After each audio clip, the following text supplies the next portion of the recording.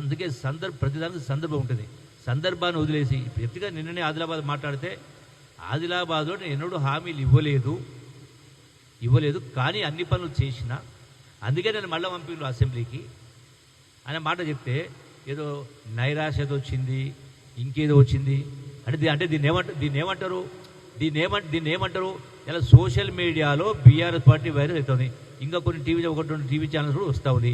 ఏంది ఇది అంటే ఏంటిది ఇది అంటే వాస్తవం ఒకటి ఉంటే ప్రచారం అనేది ఇంకోటి జరుగుతూ ఉంది. సేమ్ అది కూడా అంతే, కేటీఆర్ కూడా అంతే.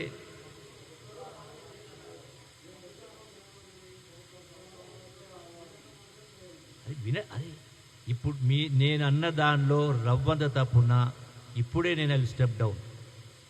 తప్పు నాది కాదు, వక్రీకరణ చేసేటోళ్ళది, వాళ్ళది తప్పు. 100% చెప్తున్నా, 1000% చెప్తున్నా. నేను అన్నది సగం వదిలేసి సగం మాట్లాడితే అర్థమేమొస్తుంది? వాస్తవం ఏంటి, ప్రచారం జరిగేది ఏంటి నేను స్పష్టంగా చెప్పిన.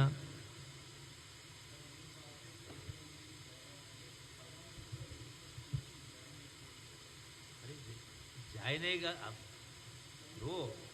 కోర్టు చట్టంలో ఉంది, కోర్టు తీర్పులో ఉంది, స్పీకర్ పరిధిలో ఉంది. జాయిన్ అయ్యగాలి వాళ్ళు చెప్తుంటే మీరు జాయిన్ అయ్యాక ఎందుకు వస్తుంది ఇష్యూ? ఎందుకు వస్తుంది?